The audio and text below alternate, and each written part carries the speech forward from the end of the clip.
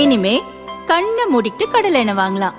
ஏன்னா மந்த்ரா கடலை எண்ணெய் இதயத்தின் தயாரிப்பு. வறுக்க பொரிக்க ஏன் எல்லா சமையலுக்கும் மந்த்ரா தான். மந்த்ரா கடலை எண்ணெய், அபார ருசி, ஆரோக்கியமான உடல் நலம்.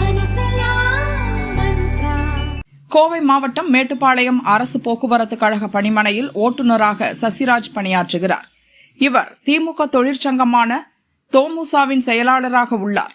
கடந்த 40 நாட்களுக்கு முன் மேட்டுப்பாளையம் போக்குவரத்து கழக பணிமனைக்கு மேலாளராக பிரகாஷ்குமார் நியமிக்கப்பட்டார். அவர் பட்டியலினத்தைச் சேர்ந்தவர். டிரைவர்கள், கண்டக்டர்கள் பணி ஒதுக்கீட்டில் சசிராஜ் தலையிட்டதாக கூறப்படுகிறது. இது தொடர்பாக சசிராஜுக்கும் மேலாளர் பிரகாஷ்குமாருக்கும் பிரச்சனை ஏற்பட்டுள்ளது. விளக்கம் அளிக்கும்படி சசிராஜுக்கு மேலாளர் பிரகாஷ்குமார் மெமோ வழங்கியுள்ளார். இப்படிப்பட்ட சூழலில் பிரகாஷ்குமார் உக்கடம் பணிமனை கிளை மேலாளராக மாற்றப்பட்டார். மேட்டுப்பாளையம் பணிமனைக்கு வந்த சில நாட்களிலேயே பிரகாஷ்குமார் மாற்றப்பட்டது போக்குவரத்து கழக ஊழியர்கள் மத்தியில் பரபரப்பை ஏற்படுத்தியது. திமுக தொழிற்சங்க நிர்வாகியான சசிராஜ் தான் தனது செல்வாக்கை பயன்படுத்தி அவரை மாற்றியிருப்பார் என போக்குவரத்து கழக ஊழியர்களே பேசிக் கொண்டனர்.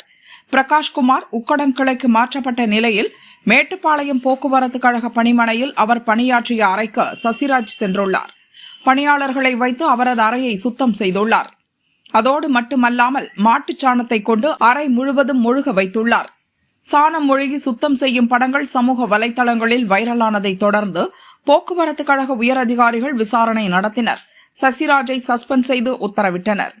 இதனிடையே சாதி அடிப்படையில் சில பஸ் டிரைவர்களை நீண்ட தூர வழித்தடங்களிலும் தனக்கு பிடித்தவர்களை குறுகிய தூர வழித்தடங்களிலும் சசிராஜ் பணி அமர்த்தியதாகவும் எதிர்க்கட்சி தொழிற்சங்கங்களைச் சேர்ந்த நிர்வாகிகள் குற்றம் சாட்டினர். விடுப்புக்கு அனுமதி வழங்குவதிலும் சசிராஜ் சாதி பாகுபாடு காட்டியதாக தொழிற்சங்க நிர்வாகிகள் கூறினர். ஆனால் எல்லா குற்றச்சாட்டுகளும் பொய், அத்தனையும் அரசியல் ரீதியான குற்றச்சாட்டுகள் என சசிராஜ் கூறினார். பட்டியலினத்தைச் சேர்ந்த மேலாளர் பணிபுரிந்த அலுவலக அறையை திமுக தொழிற்சங்க நிர்வாகி சாணம் போட்டு சுத்தப்படுத்திய சம்பவம் தமிழகம் முழுவதும் போக்குவரத்து கழக தொழிலாளர்கள் மத்தியில் கடும் அதிருப்தியை ஏற்படுத்தியுள்ளது.